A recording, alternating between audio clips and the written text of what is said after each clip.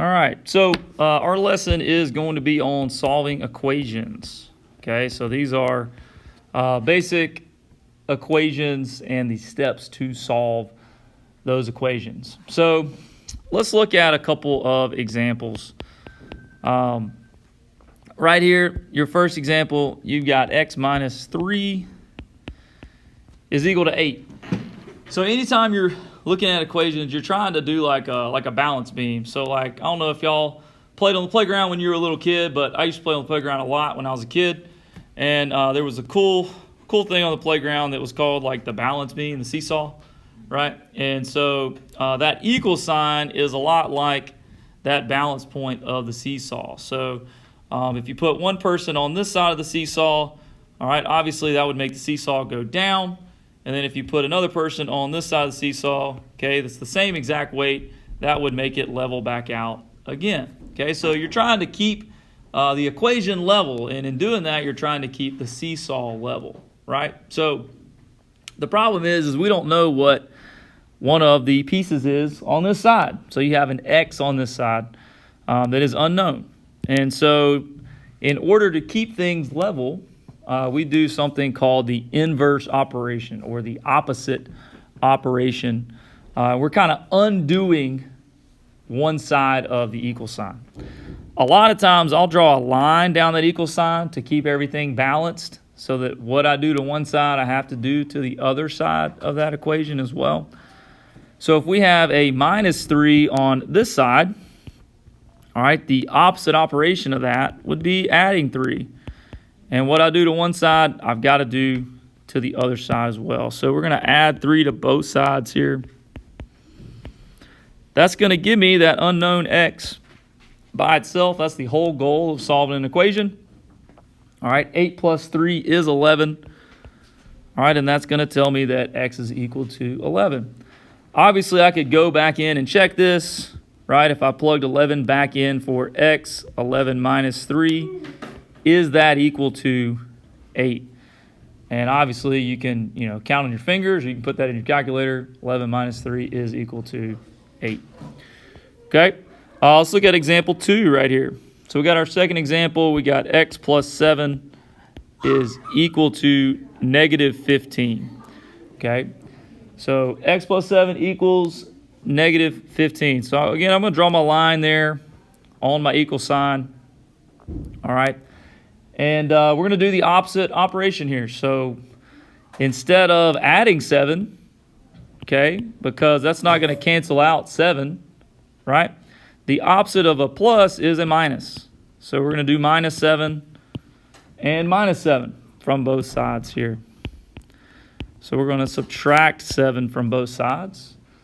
That's going to give me what we call a 0 pair there. That's going to make the 7s cancel out. We're just going to be left with our x. It's by itself. And then negative 15 minus 7 more. Okay, it's kind of like saying negative 15 plus negative 7. All right, that's going to give me a negative 22. Okay, so x is equal to negative 22 there in that case. And again, you could plug that in your calculator, right? Check it, negative 22 plus 7.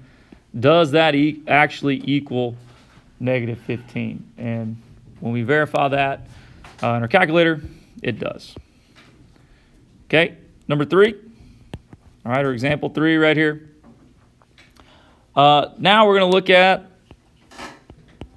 neither adding or subtracting on each side. So something that is a little bit different.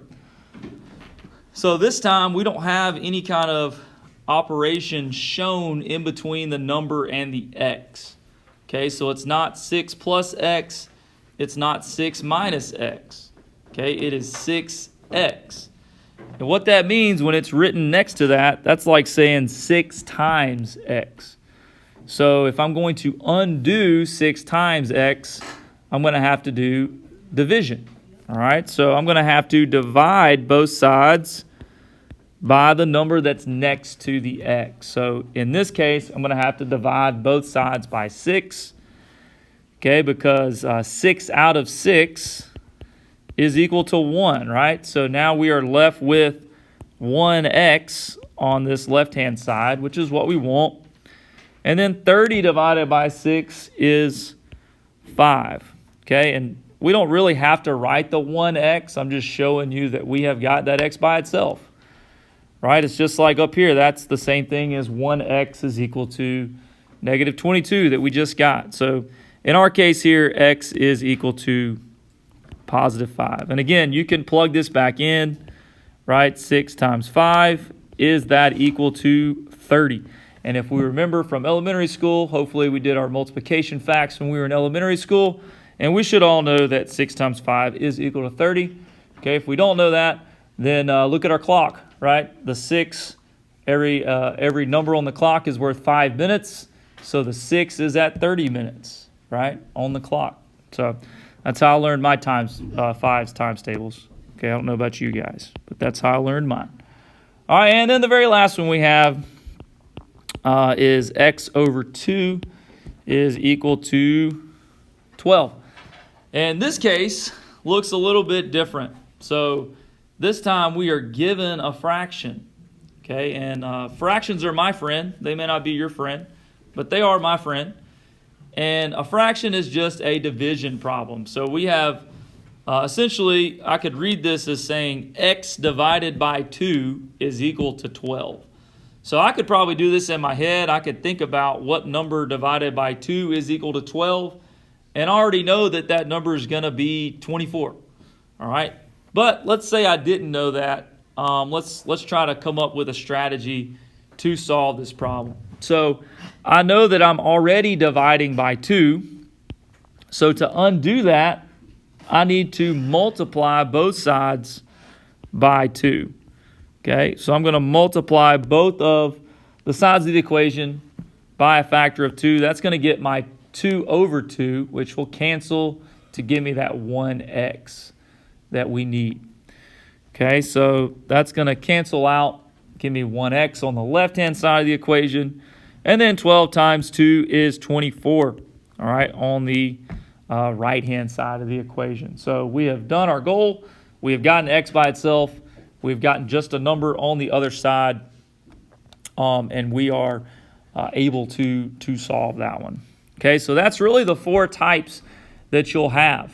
We're about to look at an example where we've got to combine some steps in there, all right? But that's essentially the 4 types of problems that you will see in their most basic form.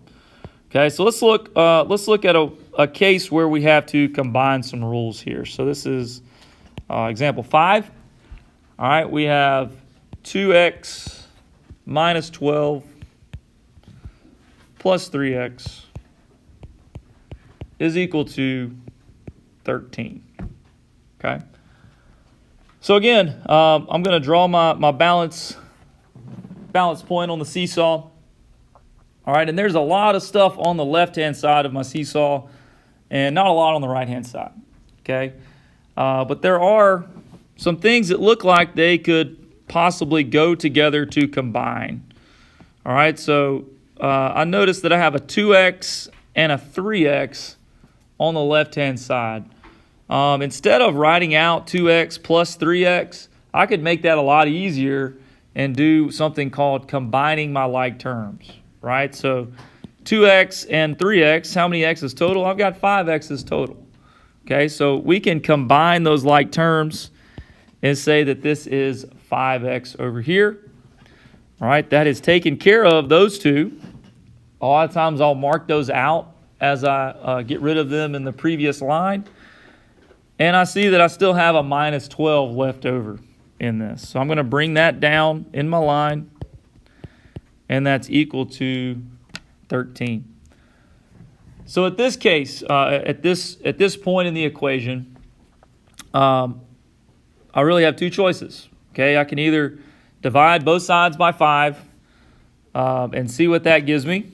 The problem is if I divide this side by 5 and this side by 5, I'll run into an issue because 13 divided by 5 is not necessarily a nice number, is it? All right. So let's come up with a different strategy. Let me try adding 12 because I want to get rid of that negative 12 anyways. So let's try adding 12 to both sides here. and see what that does for us. Probably will do something good for us. So that's going to get my 12s to cancel. I have a 5x left on the left. And then 13 plus 12 is 25. And that looks like it's going to work out a lot nicer for me. Because now when I undo multiplying by 5 by dividing by 5, 25 divided by 5 is 5. So here when we divide both sides by 5, we get that x is equal to 5. And we have solved that problem. Again, you could go back in and check, right? Plug 5 in for all those x's. And we could put that in our calculator and see, is that actually equal to 13? And that's a really quick way. It takes like 2 seconds to type that in my calculator, especially these nice calculators that we have here at the school. The TI-84s are really great because it's very easy to type in, see everything in my line. All I would have to do is type in the left side of this equation, hit enter, and then see if it does actually equal 13. If it does, I know I've solved this problem correctly. And that's what I really like about equations, is I can know without a shadow of a doubt, I can know 100% of the time if I've done it correctly or not. There is no guessing. There is no asking the teacher, did I do this right? I can know. And I don't know about you guys, but I like knowing for a fact if I'm right or if I'm wrong. And that's what I do love about equations. Okay? Let's look at one more example. This will be our last example that we look at, example 6. This is going to be one with x's on both sides of our equal sign. So here we got a little bit more involved here, but nothing that we can't handle. Okay? So I've got 4x plus 4 on one side, and then 2 parentheses x plus 4 on the other side. So I'm going to draw my line, all right, my level point there on the seesaw. And I'm going to try to do some things to either side of the equation to make it a little bit simpler for me so that I can move some things around. It looks like on this side, I don't think I can do anything. 4x plus 4 seems to be as simple as it can be. There's nothing for me to do except, subtract 4 and then divide by 4 eventually, right? But on this side, it appears that I could do something to maybe simplify that parentheses a little bit. So if we remember back from our middle school days, all right, PEMDAS, okay, parentheses is first. So I've got my parentheses. I need to take care of that. All right, so it's called the distributive property. We're going to multiply that 2 into the parentheses. So on this side, you got 2x plus 2 times 4 is 8. Okay, and I'm just going to bring down this line on the left. So we've got 4x plus 4 equals 2x plus 8. And now we need to move some things. We need to get the x's on one side. We need to get our numbers only on the other side. So this is a matter of choice. I like to get the x's on the left-hand side, but usually I will subtract the smaller of the x's. Okay, so in this case, it happens to work out for me pretty well because the 2 is on this side. I can subtract 2x, and I will be good. So let's start by doing that. All right, subtract 2x from both sides here. That's going to get my x's to cancel on the right-hand side. 4x minus 2x does leave me with 2x. Okay, those are like terms now that we've moved it.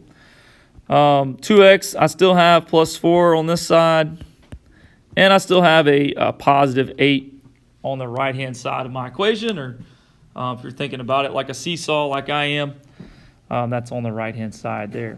Okay, so again, our goal is to get x by itself, get the numbers on one side, the x on the other side of our equal sign. So I need to do something with this positive 4, okay? And because it's positive here, I need to subtract 4 from both sides here. So we got 2x 8 minus 4 is 4.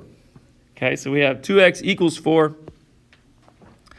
Now I'm in a situation where I have 2 times some number equals 4. Hopefully we can maybe stop and do mental math and say, hey, the only number that works, 2 times 2 would give me 4. Right? So x has got to be equal to 2. But if you're a person that likes steps and you want to finish this out with the last step, our last step here would be to divide both sides by 2. It's going to get your 2's to cancel out. And then 4 divided by 2 is 2. Okay, so we would get x equals 2 there. So this one combined a lot of our rules that we looked at the very beginning. We had to distribute. We had to subtract an x to one side. We had to subtract a number from one side. And then we had to divide at the end. Okay, so it is okay. Some equations do call for multiple steps to be used. But that's how we would solve this equation. And again, you could always go back and plug this in, right? 4 times 2 plus 4. See what that equals. Okay, is that the same as 2 times 2 plus 4? Okay, see what that equals. If they are the same number, when you look at those in your calculator, okay, or do it by hand, then you know for a fact that you have done this correctly.